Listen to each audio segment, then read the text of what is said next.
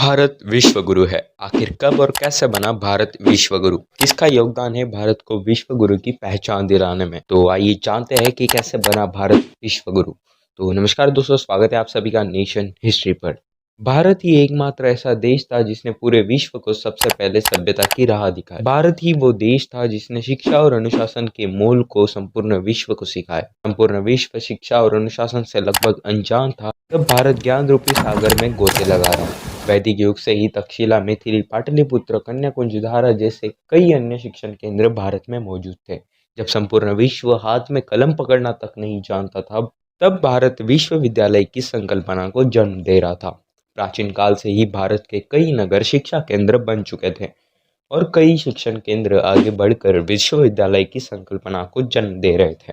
इन विश्वविद्यालयों में गणितीय शास्त्र, सैन्य शिक्षा, ज्योतिष शास्त्र, भूगोल शास्त्र, विज्ञान के साथ साथ अन्य कई विषय सिखाए जाते थे। इन विश्वविद्यालयों में केवल देश के नहीं बल्कि विदेशों से भी छात्र अध्ययन करने हेतु आते थे। पूरे भारत के प्राचीन काल में 13 विश्वविद्यालय थे।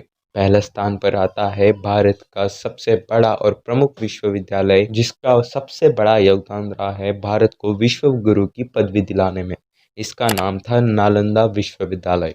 इस विश्वविद्यालय में न केवल भारत बल्कि चीन, तिब्बत, इंडोनेशिया, जापान, कोरिया तथा तुर्की से भी विद्यार्थी शिक्षण ग्रहण करने हेतु आते थे। दूसरे स्थान पर आता है तक्षशिला विश्वविद्यालय।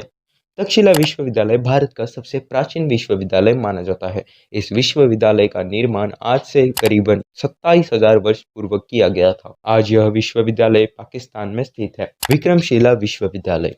नालंदा और तक्षशिला के बाद भारत का सबसे प्राचीन विश्वविद्यालय विक्रमशिला था। यह वर्तमान समय के बिहार के भागलपुर जिले से थोड़ी दूरी पर स्थित है। इसके निर्माण का श्रेय धर्मपाल को जाता है, जो कि पाल वंश के शासक थे। चौथे स्थान पर आता है वल्लभी विश्वविद्यालय। इसका निर्माण 470 ईस्वी के दौरान हुआ था। इस विश्वविद्यालय की इमारत बेहतरीन कला का अहम उदाहरण माना जाता है, जो धीरे धीरे नष्ट होती जा रही है। आज भी यहाँ पर्यटक घूमने हेतु आते हैं। पांचवें स्थान पर आता है औदतपुरी विश्वविद्यालय। यह विश्वविद्यालय मगध यानी वर्तमान के बिहार राज्य में स्थित है। इसकी स्थापना पाल वंश के शासकों द्वारा की गई थी। 8वीं शताब्दी के अंत से लेकर 12वीं शताब्दी तक लगभग 400 वर्षों तक इसका विकास चरम सीमा पर था। 6वें स्थान पर आता है पुष्पगिरी विश्वविद्यालय।